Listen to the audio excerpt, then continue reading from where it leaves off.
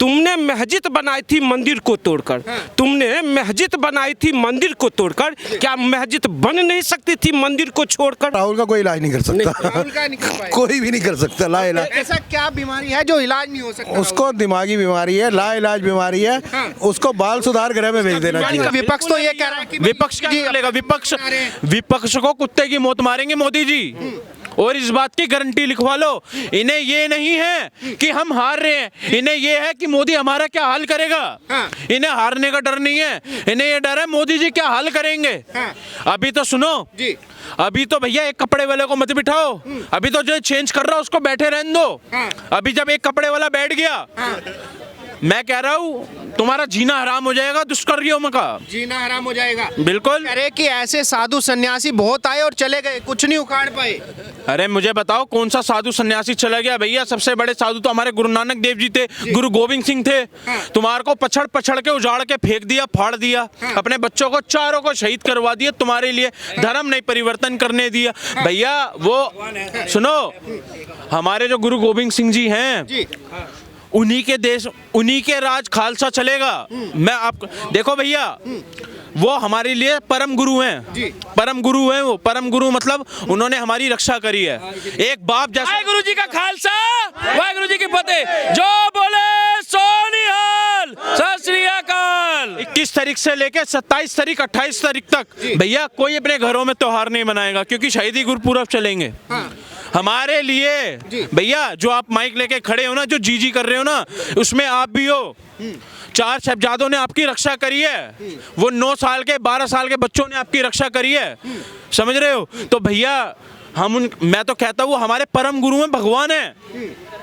तो इसलिए हमें किसी से कोई नहीं है। जो संत की आप बात कर रहे हो कि संत आते जाते हैं, भैया कोई संत आता जाता नहीं है। संत का मतलब होता है संतुलन, सात्विक। संत का मतलब होता है संसार।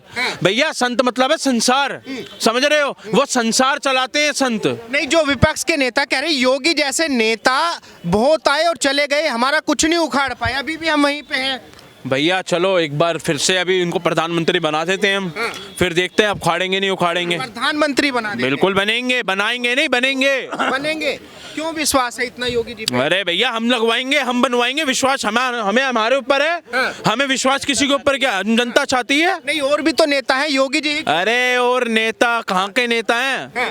कहाँ के नेता? अखिलेश यादव है, राहुल गांधी। जो कभी किसी की नमस्ते नहीं लेता था ना, आज वो गले मिल रहे थे। क्यों?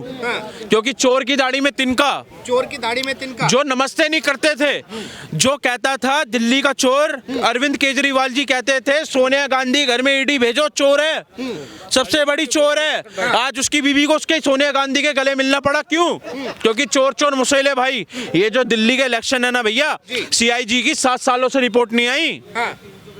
अगर हाई कोर्ट फटकार मार रहे, CGI की रिपोर्ट दो, CGI की रिपोर्ट दो। इन्हें पता है क्योंकि सारे के सारे इनको अपने। आप क्या कह रहे थे भाई साहब? मैं देखिए संभल वाली जो घटना है, जी जी जी। मैं कहता हूं जो मैं चाहे यहाँ कोई हिंदू हो, मुसलमान हो, कोई भी हो, मैं कहता हूं हमारे दादा के परदादा पे भी अत्याचार किया था। जो पर्वत पार करके वो आया था, वो हमारे दादा पे और तुम्हारे दादा के परदादा पे भी अत्याचार किया था। इसलिए एक छोटी सी प्रश्न है, उस प्रश्न को हर कोई हिंदू हो या मुसलमान स्वीकार करो। तुमने मस्जिद बनाई थी मंदिर को तोड़कर, तुमने मस्जिद बनाई थी मंदिर को तोड़कर, क्या मस्जिद बन नहीं सकती थी मंदिर को छोड़कर? लेकिन क्या जरूरत थी जो तुम्हें मस्जिद बनाने के लिए तुम्हें अयोध्या ही जाना पड़ा, तुम्हें मथुरा ही जाना पड़ा, तुम्हें काशी ही जाना पड़ा? क्योंकि तुम्हारे सातिराना दिमाग को अब हम लोग समझ चुके हैं, और कुछ जयचंद लोग इस देश में हैं जो इस चीज़ों का विरोध करते हैं। इसके लिए मुझे दुख है, तो इसलिए मैं 2 पंक्ति आप लोगों के सामने मैं सुना देना चाहता हूँ। मत चीख अभी गहरी नींद सोया हूँ मैं, मत चीख अभी गहरी नींद सोया हूँ मैं, अभी कश्मीर और केरल बंगाल ही तो खोया हूँ मैं। आधे एशिया तक फैला था साम्राज्य मेरा, आधे एशिया तक फैला था साम्राज्य मेरा, इस मधुर मीठी नींद में जरा सा तो सोया हूँ मैं। 28 राज्य 8 केंद्र शासित प्रदेश शेष बचे हैं, इसके लूटने तक नींद चैन सोया हूँ मैं। जी हिंदू हूँ मैं, अपनी स्वार्थ की चादर ओढ़ के हम सोए हुए हैं, अपनी स्वार्थ की चादर छोड़ के हम लोग सो चुके हैं। इन्हीं सोने के चक्कर में हम लोग खोते जा रहे हैं। इसलिए मैं देश की जनता को कहता हूँ, जागरूक बनो, समझदार बनो। कौन तुम्हें तोड़ने का काम किया, कौन बांटने का काम करा है, इस बात को समझो। ये राहुल गांधी, आप बताइए, विपक्ष का नेता बन के बैठा हुआ है। इसका काम क्या था? बेरोजगारी की बात करना, महंगाई की बात करना, जनमानस की समस्या की बात करना। जाकर पार्लियामेंट में क्या बयान देता है? बयान क्या देता है? जो लोग अपने आप को हिंदू कहता है वो हिंसक होते हैं। क्या ये हिंसक होते हैं? इस तरह की बयान देकर तुम देश की संस्कृति व्यवस्था को नष्ट करना चाहते हो, बर्बाद करना चाहते हो। तुमने तुम्हारी जो ये नेहरू और गांधी आज जो संविधान का प्रति लेकर घूम रहा है, आप बताइए, संविधान बाबा भीमराव साहब अम्बेडकर का जो संविधान था उसमें वक्फ बोर्ड नहीं था, नहीं था ना, अल्पसंख्यक आयोग नहीं था, Muslim plus personal law board नहीं था। आज ये सारी चीजें हैं या नहीं है? मैं कहता हूं संविधान को बचाना चाहिए, और बचाना चाहिए। वो नेहरू और गांधी वाला संविधान है, हमें बाबा भीमराव साहब अम्बेडकर का संविधान चाहिए। इस देश में असली संविधान चाहिए, जो संविधान था वो संविधान चाहिए। तो वो लोग, ये लोग संविधान को जो हत्यारा है, आप देखिए, इमरजेंसी लाया था, कौन लाया था? यही इंदिरा गांधी इमरजेंसी लाया था, संविधान की हत्या करके। राजीव गांधी क्या कहता है, जो वो साहिबाना केस में आपने सुना ही होगा, कहता है जो मैं सुप्रीम कोर्ट की जो आदेश को मैं पलट दूंगा, पलट भी दिया। तो ये संविधान की हत्यारा ये लोग हैं, और ये आज कहते हैं मुझे संविधान की रक्षक बनना। ये संविधान की रक्षक नहीं है, संविधान की भक्षक है। एक चीज और बता दूं आपको, देखिए, एक फिल्म आई थी भाई साहब, फिल्म का नाम था मेरा नाम जोकर। मेरा नाम जोकर। और रिलीज कब हुई थी? गूगल करके आप देख लीजिएगा, 1970 ईस्वी में। राहुल गांधी का जन्म भी हुआ 1970 ईस्वी में। और उसमें जो कैरेक्टर था उसका भी काम था हंसाने का काम, और राहुल गांधी का भी काम है हंसाने का काम।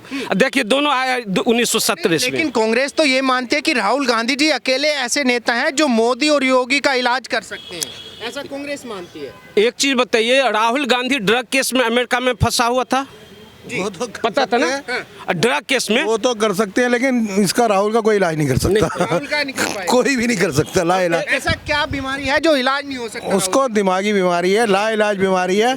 उसको बाल सुधार गृह में भेज देना चाहिए। उसका बाल सुधार गृह में भेज देना चाहिए। हाँ, बिल्कुल बिल्कुल। उसका बीमारी क्या है? भाई, वो जिस तरह भारत की संस्कृति को चोट पहुंचा रहा है, सदन में आकर भारत की किताबों को बोलता है, उल्टा सीधा बोलता है, और देश को एक तरह से अर्थव्यवस्था को भी नुकसान पहुंचाने की कोशिश कर रहा है। वो तो बहुत 54 साल के हो चुके हैं। वो बहुत खतरनाक बच्चा है।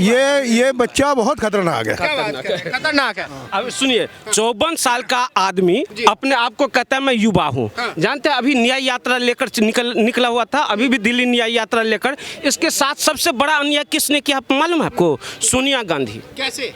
सोनिया गांधी ने 2 लोगों को लगा रखा है राहुल गांधी के लिए बहू ढूंढने के लिए। एक का नाम है दिग्विजय सिंह, एक का नाम है शशि थरूर। और जब ये दोनों जाते हैं राहुल गांधी के लिए बहू ढूंढने, तो अपने लिए ढूंढ कर ले आते हैं, अपने लिए ढूंढ कर ले अपने लिए। तो सबसे बड़ा अन्याय तो सोनिया गांधी ने इसके साथ किया। और राहुल गांधी, मैं कहता हूँ राहुल गांधी को सबसे बेहतर ये होगा जो कपिल शर्मा शो में जाकर बैठ जाओ, वहाँ लोगों को हंसाने का काम करो। और सोनिया गांधी आती है हर इलेक्शन से पहले, भारतवासियों, मैं अपना बेटा आप लोगों को सौंप रही हूँ। भाई, तुम्हारे बेटे को कोई स्वीकार करने के लिए नहीं तैयार है, क्यों सौंप रही हो भारतवासियों के पीछे? नहीं चाहिए ऐसे पप्पू इस देश में। भारतवासियों ने स्वीकार कर चुका है, प्रधानमंत्री नरेंद्र मोदी को स्वीकार कर चुका है, और उत्तर प्रदेश में ये योगी आदित्यनाथ को स्वीकार कर चुका है।